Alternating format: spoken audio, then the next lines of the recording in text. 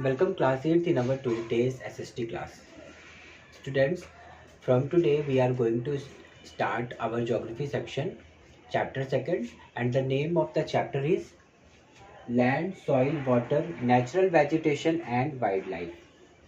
In this chapter we will discuss about some natural resources. In our previous class we have in our previous chapter first we have discussed about resources. हमने देखा कि resources क्या हैं, and in this chapter we will discuss about the natural resources. कौन कौन से natural resources हैं, like some natural resources are land, soil, natural vegetation and wildlife. तो हम इस चैप्टर में इन नेचुरल रिसोर्सेज के बारे में डिस्कस करेंगे. In this chapter we will also discuss about the use of land, how land is used by people, water, scarcity of water, problem of scarcity of water, soil and its formation, different type of soils, natural vegetation, distribution of natural vegetation and wildlife, and conservation of natural resources. किस तरीके से हम हमारे in natural resources को conserve कर सकते हैं. तो ये सारी चीज़ें हम पढ़ेंगे हमारे इस चैप्टर में, जो हमारी अपकमिंग क्लासेस में हम लोग डिस्कस करेंगे. Okay, so let's start our today's class. Students, हम सबको पता है कि हम जो भी चीज़ें, सारी चीज़ें जो भी हम यूज़ करते हैं हमारी लाइफ में, वो सब कुछ रिसोर्सेज कहलाते हैं, है ना. हमने चैप्टर फर्स्ट में पढ़ा भी हुआ है कि रिसोर्सेज क्या है. जैसे सिंपल डेफिनेशन है हमारी रिसोर्सेज की, that anything that can be used to satisfied our need is a resource. Everything, जो भी चीज़ें हम यूज़ कर रहे हैं, जो भी चीज़ हमारी किसी भी तरह की ज़रूरत को पूरा करने में काम में आती है, वो सारी चीज़ें हमारे लिए रिसोर्सेस है. चाहे वो एक हमारा पीस ऑफ चौक ही क्यों ना हो, है ना, किसी काम में आ रहा है. एक छोटी से निडल से लेकर एक बड़ी चीज़ जो कि कहीं ना कहीं हमारे काम में आती है, वो सब कुछ हमारे लिए रिसोर्स होते हैं. In this chapter we will discuss about natural resources. हम पाएंगे कि नेचुरल रिसोर्सेज के बारे में हम पढ़ेंगे. तो नेचुरल रिसोर्सेज क्या है? सिंपल सी डेफिनेशन हो गई कि वो सारे रिसोर्सेज जो कि हमें नेचर से मिलते हैं, है ना, वो सारी चीज़ें जो नेचर से मिलती हैं, गॉड गिफ्टेड है ना, ह्यूमन मेड नहीं है, जो पहले से ही पृथ्वी पर बने हुए हैं, दुनिया में उपलब्ध हैं, अवेलेबल है, पाए जाते हैं, और उन चीज़ों से हमारी नीड को फुलफिल किया जाता है. तो ऐसे रिसोर्सेज हमारे नेचुरल रिसोर्सेज कहलाएंगे. ठीक है, तो जिनमें से हम बारी बारी से एक एक करके सारे रिसोर्सेज के बारे में पढ़ेंगे. कुछ नेचुरल रिसोर्सेज के बारे में पढ़ेंगे, जहाँ पर हम पहले शुरू करेंगे हम लैंड के बारे में बात करना. ठीक है, लैंड एक ऐसा नेचुरल रिसोर्स जो हमारे काम में आता है. किस तरीके से लैंड को हम यूज़ करते हैं, लाइक हम कहाँ पर रहते हैं, अगर हम बिल्डिंग बनाकर रह रहे हैं, घर पर रह रहे हैं, किसी भी तरीके का सेटलमेंट्स हो रहे हैं, तो वो कहाँ पर हो रहे हैं, लैंड में हो रहे हैं. और लैंड क्या है? नेचुरल रिसोर्स है, वो नेचर ने हमें बना के दिया हुआ है, और हम उस लैंड को यूज़ कर रहे हैं for building our houses, industries and many other things. हम बहुत सारे अलग अलग तरीक़ों से लैंड को यूज़ करते हैं. ठीक है, अभी अगर हम बात करते हैं कि टोटल लैंड एरिया की वर्ल्ड में बात अगर हम करते हैं, तो हम पाते हैं कि जो लैंड का यूज़ है, या जो लैंड है, लैंड कवर्स ओनली अबाउट 13%. हमारा जो टोटल एरिया है अर्थ का, है ना, हम लोगों ने पढ़ा हुआ है कि अर्थ है हमारा, और अर्थ में बहुत सारे अलग अलग तरीके के फिजिकल फीचर्स पाए जाते हैं, जो हमने प्रीवियस क्लास में 7th में पढ़ा हुआ है ना. 7th में 6th में फिजिकल फीचर्स के बारे में पढ़ा है. Plateaus, desert, river, water bodies, plains और कोस्टल एरियाज, माउंटेन्स, बहुत सारे इस तरीके के फिजिकल फीचर्स होते हैं, है ना. तो उनमें से सभी फिजिकल फीचर्स को अगर हम छोड़ देते हैं, तो जो रहने लायक ज़मीन है, जो रहने लायक लैंड है, जहाँ पर पीपल्स आसानी से रह सकते हैं, वो कितना परसेंट है पूरे लैंड एरिया का? केवल और केवल 13%. यानी बाकी का बचा हुआ जो परसेंट है, वो दूसरे अलग जो लैंड फॉर्म्स हैं उनमें पाए जाते हैं. ठीक है, वाटर से कवर्ड है या कुछ और दूसरे तरीके से पाए जाते हैं. तो केवल जो रहने के लिए हमारे पास एरिया है, जिसमें हम रह सकते हैं, वो केवल और केवल 13% है. और इसी 13% में बहुत सारे एरियाज ऐसे भी हैं जो अभी भी वहाँ पर लोग नहीं रहते हैं. तो ये है हमारे अर्थ के टोटल सरफेस पे जो लैंड का एरिया है वो. इसके अलावा अगर हम देखते हैं, तो हमारा जो पॉपुलेशन का डिस्ट्रीब्यूशन है वो अनइक्वल है. है ना, पढ़ा है हम लोगों ने, सबको पता है कि चाइना में सबसे ज़्यादा पॉपुलेशन है, सेकंड नंबर पर इंडिया के अंदर आता है। कुछ अपने अगर इंडिया की ही बात कर लेते हो, सबसे ज़्यादा पॉपुलेशन पाई जाती है जिस स्टेट में, तो वो है उत्तर प्रदेश। सबसे कम और अलग अलग तरीके के पॉपुलेशन का डिस्ट्रीब्यूशन देखते हैं हम तो पाया जाता है ना, कहीं पर ज़्यादा और कहीं पर कम। इसका मतलब है कि जो पॉपुलेशन का डिस्ट्रीब्यूशन है, चाहे सिर्फ इंडिया की बात कर ले या पूरे वर्ल्ड की बात कर ले, वो हर जगह पर डिफरेंट है, अनइवन है, अनइवन डिस्ट्रीब्यूशन है पॉपुलेशन का। इसके पीछे का रीज़न क्या हो सकता है? इसके पीछे का रीज़न है किसी भी प्लेस पर पाए जाने वाले कुछ फेवरेबल कंडीशंस, है ना, कुछ कंडीशंस। जैसे कौन कौन से कंडीशंस? हम मान के चलते हैं कि हम उन्हीं जगहों पर रहना पसंद करेंगे, है ना, पीपल जहाँ पर रहेगा वहीं पर पॉपुलेशन हमें ज़्यादा देखने को मिलेगी, और लोग वहीं पर ज़्यादा रहेंगे जहाँ पर उनको रहने लायक फेवरेबल कंडीशंस मिल रहे होंगे, है ना। यानी वो सारी बेसिक चीज़ें जो हमें रहने के लिए चाहिए, किसी भी प्लेस पर कंफर्टेबली रहने के लिए चाहिए, जहाँ पर हमारी बेसिक रिक्वायरमेंट्स भी पूरी हो जाएं, ऐसे प्लेस पर ही हम रहना पसंद करेंगे। यानी अगर हम कहते हैं कि किसी भी लैंड में, किसी भी स्टेट में, किसी भी कंट्री के अंदर अगर अधिक पॉपुलेशन है, तो इसका मतलब है कि वहाँ पर जो फेवरेबल कंडीशंस चाहिए लोगों को रहने के लिए, वो अवेलेबल है। ठीक है, तो कौन कौन से हैं वो फेवरेबल कंडीशंस, बात कर लेते हैं।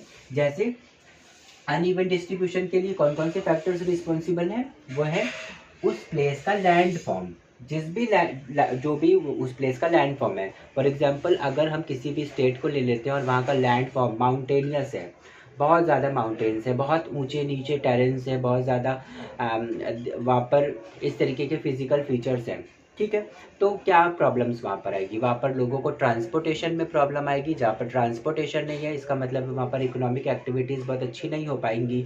इसका मतलब है कि वहाँ पर मार्केट भी आसपास बहुत ज़्यादा नहीं होगा, और वहाँ पर चीज़ों की अवेलेबिलिटी भी इतनी अच्छी नहीं रहेगी। ट्रांसपोर्टेशन अच्छा नहीं है तो कम्युनिकेशन भी नहीं हो पाएगा, एक प्लेस से दूसरे प्लेस तक लोगों के बीच में मैसेजेस भी नहीं जाएगा, है ना, और जिसकी वजह से भी बहुत सारी प्रॉब्लम्स क्रिएट होंगी। इकोनॉमिक एक्टिविटीज़ के भी चांसेस कम हो जा रहे हैं। और जब हाईलैंड्स हैं, माउंटेनियस लैंड है, तो वहाँ पर स्नो फॉलिंग जैसी प्रॉब्लम्स भी हमेशा आती रहेगी। क्लाइमेटिक कंडीशन भी फेवरेबल नहीं है, बहुत एक्सट्रीम कोल्ड हो सकता है, बर्फबारी होगी, स्नो फॉलिंग हो सकती है ना। तो और साथ में ऐसे एरियाज़ में हम एग्रीकल्चर नहीं कर सकते जो कि हमारे फूड के लिए सबसे इम्पोर्टेंट सोर्स होता है ना, एग्रीकल्चर करना। तो हम वहाँ पर एग्रीकल्चर भी नहीं कर सकते बहुत अच्छे तरीके का। क्यों? क्योंकि वहाँ के एरियाज माउंटेनियस हैं। तो ऐसे प्लेस पे कौन रहना पसंद करेगा? बहुत कम पॉपुलेशन में वहाँ पर लोग रहेंगे, है ना। अगर कोई पर्सन है जो कहीं शिफ्ट होना चाहता है, कहीं अपने स्टेट को छोड़ के दूसरे स्टेट में जाना चाहता है, तो क्या वो ऐसे स्टेट में जाएगा? बिल्कुल नहीं जाएगा, क्योंकि वहाँ पर तो उसको कोई भी फेवरेबल कंडीशन नहीं मिल पा रहा है। क्यों नहीं मिल पा रहा है? क्योंकि वहाँ का लैंड फॉर्म बहुत अच्छा नहीं है। दूसरा, वहाँ का क्लाइमेटिक कंडीशन। अगर किसी भी प्लेस की क्लाइमेटिक कंडीशन बहुत अच्छी है, यानी वहाँ पर बहुत एक्सट्रीम कोल्ड और एक्सट्रीम रेनफॉल, एक्सट्रीम हॉट नहीं रहता है वहाँ का वेदर, वहाँ का क्लाइमेट, तो उस जगह पर पॉपुलेशन अच्छी होगी, है ना। यानी जहाँ पर क्लाइमेटिक कंडीशन फेवरेबल है, वहाँ पर पॉपुलेशन ज़्यादा देखने को मिलता है। इसके अलावा कुछ दूसरे बहुत सारे रीजंस भी हैं जो कि हमें कहीं ना कहीं बताते हैं कि उनके वजह से कहीं पर भी पॉपुलेशन कम या ज़्यादा देखने को मिलता है। यानी अनइक्वल डिस्ट्रीब्यूशन ऑफ पॉपुलेशन में वो फैक्टर्स रिस्पॉन्सिबल हैं, ठीक है। अगर हम और देखते हैं तो ऐसे एरियाज जहाँ पर बहुत कम पॉपुलेशन पाए जाते हैं, ऐसे एरियाज को स्पार्सली पॉपुलेटेड एरियाज कहते हैं, ठीक है। जैसे डेजर्ट हो गया, डेजर्ट में एग्रीकल्चर अच्छा नहीं है, वहाँ का क्लाइमेट बहुत अच्छा नहीं है, वहाँ पर इतने ज़्यादा रिसोर्सेस नहीं मिलेंगे हमको, तो डेजर्ट क्या हो जाएगा? डेजर्ट हमारे यहाँ स्पार्सली पॉपुलेटेड एरिया हो जाएगा, यानी जहाँ पर पॉपुलेशन तो रहती है पर बहुत कम, ठीक है, बहुत ज़्यादा डेंस पॉपुलेशन नहीं मिल रही है, बहुत घनी आबादी वहाँ पर नहीं है। माउंटेनियस एरियाज़ की बात कर ले, प्लेट्यूज़ की बात कर ले, तो प्लेट्यूज़ भी बहुत गर्म होता है, तो वहाँ पर भी इसलिए बहुत ज़्यादा पॉपुलेशन नहीं देखने को मिलेगी। और जो हमारा रिवर वैलीज़ हैं और साथ ही साथ जो प्लेन्स हैं हमारे, वहाँ पर अच्छा खासा पॉपुलेशन देखने को मिलेगा। क्यों? क्योंकि प्लेन्स में फर्टिलिटी बहुत अच्छी होती है वहाँ के सॉइल में, वहाँ पर एग्रीकल्चर बहुत अच्छा होगा, वहाँ पर ट्रांसपोर्टेशन का मीडियम बहुत अच्छा है, वहाँ पर बिल्डिंग्स, इंडस्ट्रीज सब कुछ बहुत आसानी से जा सकते हैं। वहाँ पर डिफरेंट टाइप के क्रॉप्स भी लगाए जा सकते हैं, चाहे वो फूड ग्रेन्स होंगे, चाहे वो कमर्शियल क्रॉप्स होंगे, है ना। तो बहुत सारी चीज़ें हैं जो वहाँ पर अवेलेबल होगी। वाटर अवेलेबल होगा वहाँ पर, क्योंकि वहाँ पर रिवर वैलीज की बात की जा रही है ना। प्लेन्स भी वहीं पर फॉर्म्ड होते हैं जहाँ पर आसपास रिवर्स होती हैं, तो वाटर की अवेलेबिलिटी भी बहुत अच्छी है। तो इसका मतलब है कि किन एरियाज़ में ज़्यादा पॉपुलेशन होगी, यानी डेंसिटी पॉपुलेटेड एरियाज़ कौन कौन से होंगे? हमारे रिवर वैलीज और प्लेन्स। ठीक है, प्लेन्स और रिवर वैलीज के एरियाज जो हैं वो हमारे डेंसली पॉपुलेटेड एरियाज होंगे, जबकि डिफरेंट फिजिकल फीचर्स वाले जो हमारे लैंड फॉर्म्स जहाँ अलग अलग तरीके के जहाँ पर होंगे, वहाँ पर स्पार्सली पॉपुलेटेड एरिया देखने को मिलेगा, स्पार्सली पॉपुलेशन वहाँ पर होगी। ठीक है, अब बात करते हैं लैंड की। तो हम बात कर ही रहे हैं, अब हम देखते हैं कि लैंड को हमने रिसोर्स कहा, तो कि लैंड हमारे काम में आता है, इसलिए हमने उसको कहा कि लैंड एक रिसोर्स है। और क्योंकि वो नेचर ने हमको दिया है लैंड, इसलिए हम उसे नेचुरल रिसोर्स कह रहे हैं। अब किन किन तरीकों से लैंड हमारे लिए यूज में आता है, किस तरीके से हम लैंड रिसोर्स को यानी लैंड नेचुरल रिसोर्स को किस तरीके से हम यूज करते हैं, देखते हैं हम किस तरीके से लैंड को यूज करते हैं। We use land for agriculture, बहुत इंपॉर्टेंट फैक्टर है ना। हमारे इंडिया के अंदर मैक्सिमम जो लैंड है वो यूज़ किए जाते हैं एग्रीकल्चर करने के लिए। ठीक है, और यही एग्रीकल्चर जो है वही हमारी कंट्री को ग्रोथ देता है। और सबसे ज़्यादा जो हमारे यहाँ पर एक इकोनॉमिक एक्टिविटी जो सबसे ज़्यादा की जाती है तो वो है एग्रीकल्चर। और ये कहाँ पर की जा रही है, किस रिसोर्स को यूज़ करके की जा रही है? ये लैंड रिसोर्स को यूज़ करके की जा रही है। इसके अलावा और क्या यूज़ है लैंड का? फॉरेस्ट्री, हम फॉरेस्ट्री करते हैं, है ना। बहुत सारे ऐसे वुड मिलते हैं, बहुत सारी ऐसी लकड़ियां हैं जो हमारे लिए कमर्शियली यूज़फुल हैं। जैसे we use that woods for making furnitures, for making different things. बहुत सारी जो चीज़ें हैं हमारे पास, जो हम फॉरेस्ट से मिलने वाली जो लकड़ियां हैं, या फॉरेस्ट में जो बड़ी ट्रीज़ में बहुत सारी चीज़ें अवेलेबल होती हैं। जैसे हम अगर रबर का एग्जांपल ले लें तो वो भी फॉरेस्ट से हमको मिलता है ना, जो बहुत बड़े बड़े इंडस्ट्रीज़ में काम में आता है। इनके अलावा लकड़ियाँ जो मिलती हैं हमको फॉरेस्ट से, बहुत सारे मेडिसिनल प्लांट्स और ट्रीज़ होते हैं जो हमारे जो मेडिकल फील्ड है उस पर बहुत ज़्यादा प्रॉफिट देते हैं। तो इस तरीके से लैंड को यूज़ किया जाता है फॉर फॉरेस्ट्री, है ना। एग्रीकल्चर भी हम करते हैं, साथ ही साथ पर हम फॉरेस्ट्री भी करते हैं लैंड को। तो हम कह सकते हैं कि लैंड जो हमारा नेचुरल रिसोर्स है वो यूज़ किया जा रहा है किन किन पर्पस में? एग्रीकल्चर में, फॉरेस्ट्री में, और किसमें? माइनिंग में। कुछ लैंड्स ऐसे होते हैं जहाँ पर डिफरेंट मिनरल्स बहुत ज़्यादा अबंडेंट अमाउंट में अवेलेबल होता है ना। तो ऐसे लैंड को हम किस तरीके से यूज़ करते हैं? माइनिंग करने के लिए माइनिंग करते हैं, वहाँ से मिनरल्स निकालते हैं और उसको डिफरेंट इंडस्ट्रीज़ में यूज़ किया जाता है। हमारे डेली लाइफ में भी हम बहुत सारे मिनरल्स को यूज़ करते हैं। तो अलग अलग तरीक़ों से उन लैंड को यूज़ किया जाता है माइनिंग करने के लिए, इसलिए हम कह सकते हैं कि land is also useful for mining. Next क्या है, लैंड किस तरीके से यूज़ किया जाता है? फॉर बिल्डिंग आवर हाउसेस, है ना। हम हमारे हाउसेस को भी लैंड में बनाते हैं, यानी हमारे लिए अगर एक परमानेंट सेटलमेंट चाहिए, हम सेटल्ड रहना चाहते हैं, हम चाहते हैं कि हमको नोमैडिक्स की तरह घूमना ना पड़े इधर से उधर, तो उसके लिए हमें एक लैंड की ज़रूरत पड़ती है। तो लैंड रिसोर्स को हम यूज़ करते हैं खुद रहने के लिए, यानी अपनी बिल्डिंग्स को, घर को बनाने के लिए। और साथ ही साथ जो डिफरेंट रोड्स हैं, है ना। अगर हम कहते हैं कि किसी भी कंट्री की इकोनॉमिक ग्रोथ के लिए वहाँ पर ट्रांसपोर्टेशन का होना बहुत ज़्यादा ज़रूरी है ना।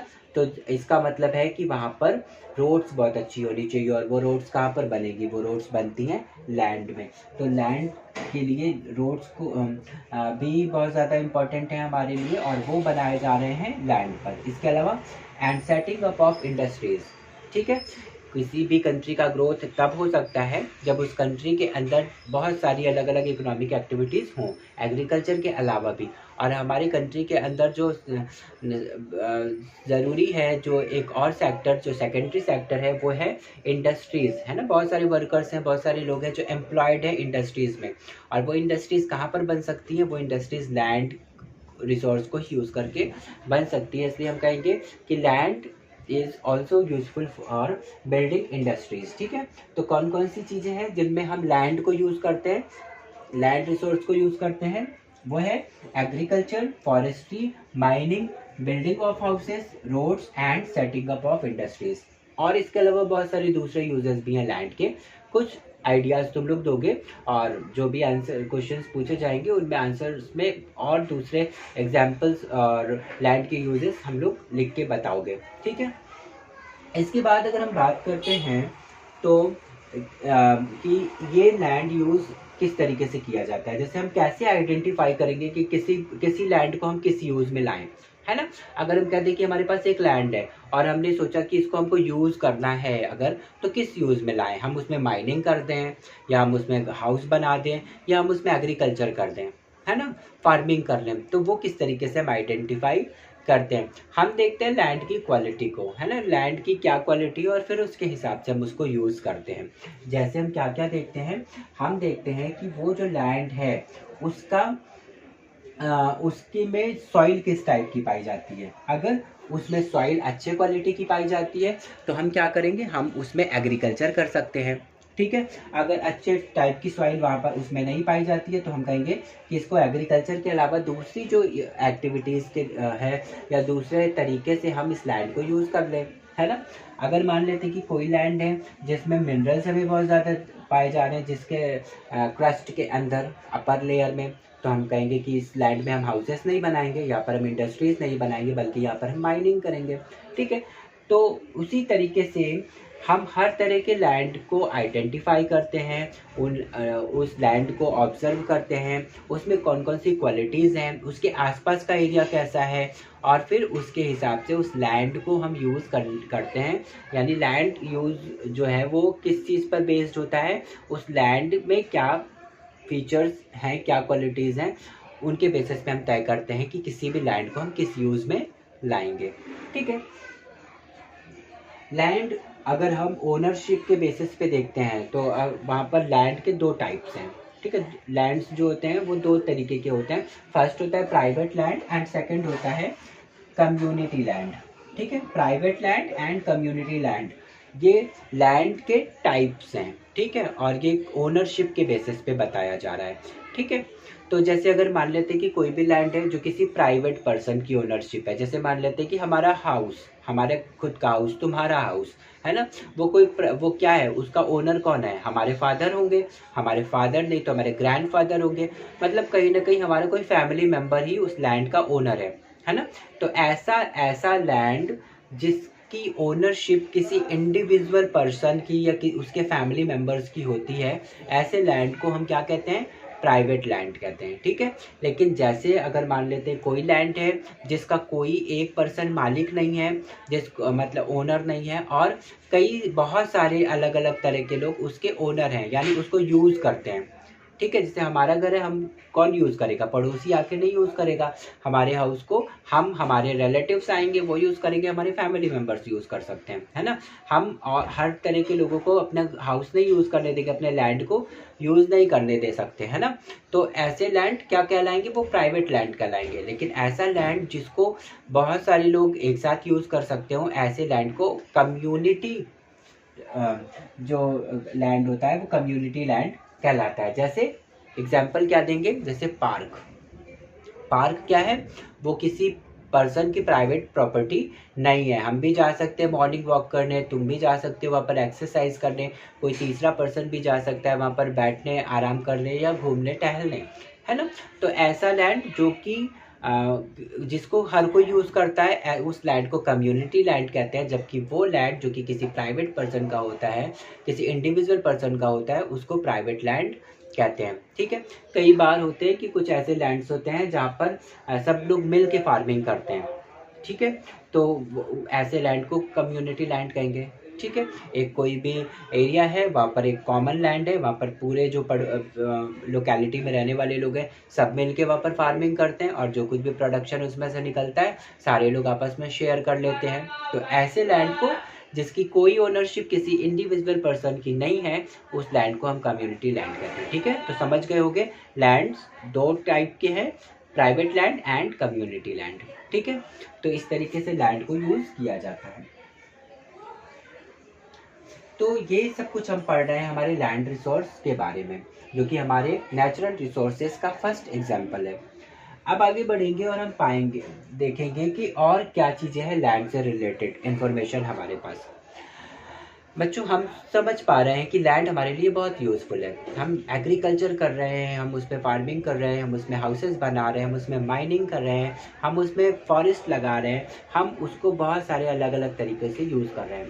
होता क्या है कि बेटा हमारे पास, हमने बताया कि केवल 13% लैंड ही है जो हम यूज़ कर रहे हैं और जो हम यूज़ कर सकते हैं। बाकी के लैंड को हम नहीं यूज़ कर सकते, वो फेवरेबल ही नहीं है हमारे लिए।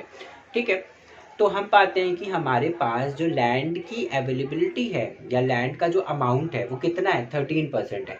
और वो 13% कभी भी 13.1 नहीं हो रहा है। ठीक है, वो बढ़ नहीं रहा है।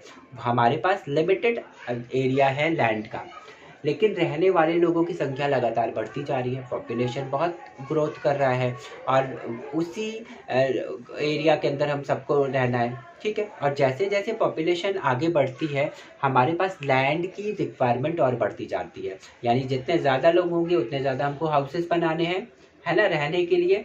और हाउसेस का मतलब है कि हमको ज़्यादा लैंड चाहिए, जबकि लैंड तो हमारे पास केवल 13% हम यूज़ कर सकते हैं अभी, है ना। तो इसका मतलब है कि हम उनको हाउसेस कैसे प्रोवाइड कराएंगे, बहुत ज़्यादा स्ट्रेस होने वाला है, बहुत ज़्यादा प्रॉब्लम्स आने वाली है। इसका मतलब कि फ्यूचर में हमारे पास शेल्टर के लिए, हाउसेस के लिए, साथ ही साथ जैसे जैसे पॉपुलेशन बढ़ेगी हमारे पास लोगों को के पास इकोनॉमिक एक्टिविटीज़ करने के लिए होना चाहिए, और अलग अलग इकोनॉमिक एक्टिविटीज़ करने के लिए हमारे पास ज़्यादा अमाउंट में लैंड भी होना चाहिए, तो वो भी हमारे पास अभी लिमिटेड ही है ना। तो इसका मतलब है कि कहीं ना कहीं हम पाते हैं कि लैंड का अमाउंट तो लिमिटेड है, पर लैंड को यूज़ करने जिन तरीक़ों से हमें यूज़ किया जाता है लैंड को, वो बढ़ता चला जा रहा है। तो जिसकी वजह से कहीं ना कहीं क्या हो रहा है कि लैंड रिसोर्स को हम ओवर एक्सप्लॉइट कर रहे हैं। ठीक, क्योंकि हम पीछे नहीं हटना चाह रहे हैं और हम कोशिश करते हैं हम सब लोग हमेशा कि और ज़्यादा मैक्सिमम यूज़ करा जाए लैंड को। क्यों? क्योंकि पॉपुलेशन या क्योंकि लोगों की डिमांड इतनी ज़्यादा बढ़ती जा रही है। हम टाइम के साथ साथ बहुत अर्बनाइज्ड हो रहे हैं। अर्बनाइज्ड होने के साथ साथ हम क्या कर रहे हैं, अर्बनाइज्ड होने के लिए हमको और क्या करना होता है, बढ़िया कम्युनिकेशन और ट्रांसपोर्टेशन अच्छा बनाना पड़ता है, जिसके लिए हम क्या करते हैं, रोड्स बनाते हैं, फॉरेस्ट की कटाई कर रहे हैं, हम रोड्स खूब बना रहे हैं, हम जो एग्रीकल्चरल लैंड्स हैं उनको भी छोड़ दे रहे हैं और उसमें हम अलग अलग तरह की इंडस्ट्रीज़ बना रहे हैं और बहुत सारी इस तरीके की एक्टिविटीज़ कर रहे हैं, जिसके वजह से कहीं ना कहीं लैंड जो है, जो हमारे लिए यूजेबल लैंड है, जिसको हम ज़्यादा अच्छे तरीके से यूज़ कर सकते हैं, वो कहीं ना कहीं नुकसान में जा रहा है।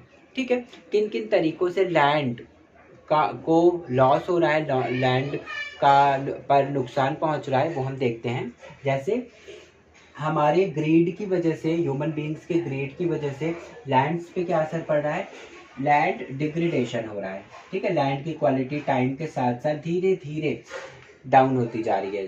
ठीक है, तो ये एक प्रॉब्लम है। क्यों? वो हमारे ग्रीड की वजह से या ह्यूमन एक्टिविटीज़ का रिजल्ट है कि लैंड डिग्रेडेशन हो रहा है, हमें इसको रोकना चाहिए। इसके अलावा लैंडस्लाइड, जो कि आज के टाइम पर बहुत कॉमन हो गया है, ये रिज़ल्ट है हमारे ग्रीड और जो ह्यूमन एक्टिविटीज़ है जो कि सही नहीं जा रही हैं, उनकी वजह से हो रहा है। सॉइल इरोजन, जहाँ पर सॉइल की जो अपर लेयर होती है जिसमें ह्यूमस पाया जाता है, जो फार्मिंग के लिए बहुत इंपॉर्टेंट होती है, वो रिमूव हो जाती है और हमारा सॉइल की क्वालिटी कुछ भी नहीं बचती है। इसके अलावा डेजर्टिफिकेशन, जो कि एक ऐसा प्रोसेस है जहाँ पर सॉइल कन्वर्ट हो जाता है डेजर्ट में, है ना। तो ये भी हमारी ह्यूमन एक्टिविटीज़ की वजह से ही हो रहा है। इस तरीके से लैंड की या सॉइल में नुकसान पहुँच रहे हैं ह्यूमन एक्टिविटीज़ की वजह से। तो हमें क्या करना होगा, अगर हम ये मान के चलते हैं कि लैंड हमारे लिए यूज़फुल नेचुरल रिसोर्स है और हम उसे बहुत सारे अलग अलग तरीक़ों से यूज़ करते हैं, तो हमें क्या करना होगा, हमें उसे कंजर्व करना होगा।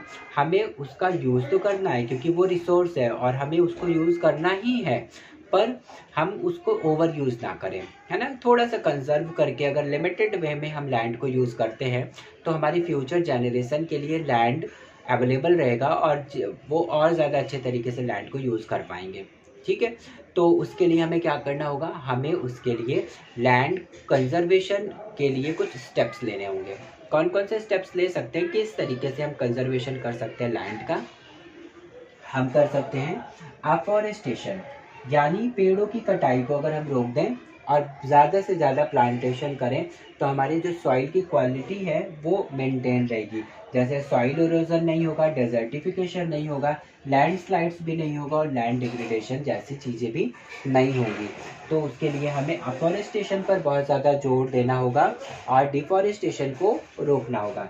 इसके अलावा लैंड रिक्लामेशन, लैंड को प्लांट वे में अगर हम यूज़ करें, है ना। जैसे पढ़ा होगा कि जो क्रॉपिंग की जाती है, फार्मिंग की जाती है, तो उसमें जो है अलग अलग तरीके के साइंटिफिक तरीके यूज़ किए जाते हैं, साइंटिफिक टेक्नोलॉजीज़ यूज़ की जाती हैं ताकि हम उसकी क्वालिटी को मेंटेन कर सकें, है ना। जैसे क्रॉप रोटेशन जैसी चीज़ें शुरू की गई हैं, हमारे इंडिया में भी की जा रही हैं। तो अगर हम किसी भी लैंड को थोड़ा सा प्लान्ड वे में यूज़ करें, थोड़े से कुछ टेक्निक्स को यूज़ करके करें, तो ऐसी बुरी चीज़ें जो लैंड के साथ हो रही हैं वो नहीं होंगी, है ना। और हमारे लिए फ्यूचर में भी लैंड सेफ रहेगा, हम हमारी आने वाली जनरेशन उसको बहुत अच्छे से यूज़ कर पाएंगी। इनके अलावा क्या कर सकते हैं, regulated use of chemical fertilisers.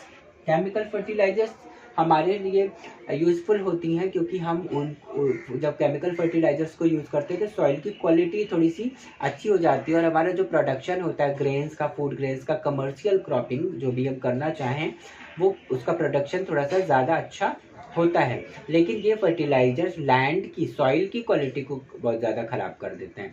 तो हम क्या करें, हम उसको थोड़े से रेगुलेटेड वे में यूज़ करें, थोड़ा सा लिमिटेड रख के यूज़ करें और जितनी ज़रूरत है उतना ही करें। अगर हम ऐसा करते हैं तो हम काफ़ी हद तक लैंड के साथ होने वाली जो दुष्प्रभाव हैं, जो भी उसके जो भी हमारी ह्यूमन एक्टिविटीज़ के जो बैड इफ़ेक्ट्स हैं लैंड पे जो पड़ रहे हैं उसको किसी भी तरीके से रोक सकते हैं, यानी अगर हम केमिकल फर्टिलाइजर्स के यूज़ को थोड़ा सा कम कर दें तो। इसके अलावा चेक्स ऑन ओवर ग्रेजिंग को भी हम थोड़ा सा लिमिटेड कर दें।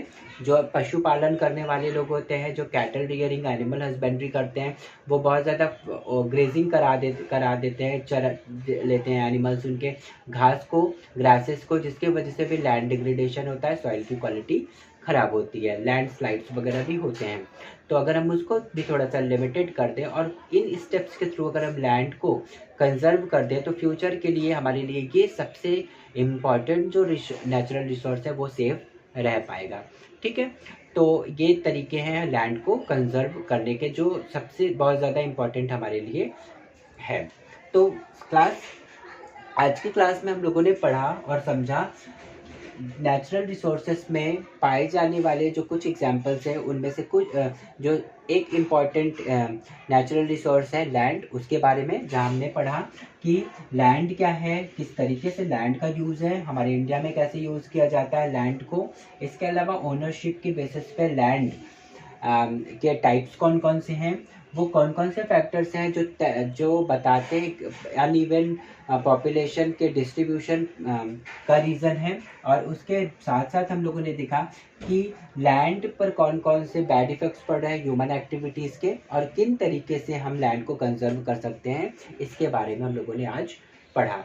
आई होप सबको सब कुछ समझ में आया होगा, पर फिर भी अगर किसी को कोई भी डाउट है, कोई भी क्वेश्चन है, कोई भी क्वेरी है, तो व्हाट्सएप में हमारे जो इंटरेक्शन टाइमिंग है, जो भी ड्यूरेशन है उसकी, उस टाइम पर अपने क्वेश्चंस वहाँ पर टाइप करके सेंड करके आप उसके आंसर्स ले सकते हो। ओके, तो हमारे नेक्स्ट क्लास में अब हम पढ़ेंगे हमारे नेक्स्ट नेचुरल रिसोर्स जो कि है सॉइल। सॉइल के बारे में हम पढ़ेंगे, किस तरीके से सॉइल हमारे लिए इम्पोर्टेंट है, किस तरीके से हम सॉइल को यूज़ करते हैं, और सॉइल फॉर्मेशन और सॉइल कंजर्वेशन जैसे कुछ important topics. Okay, so students, now we will meet in our next class. Till then, take care and have a nice day.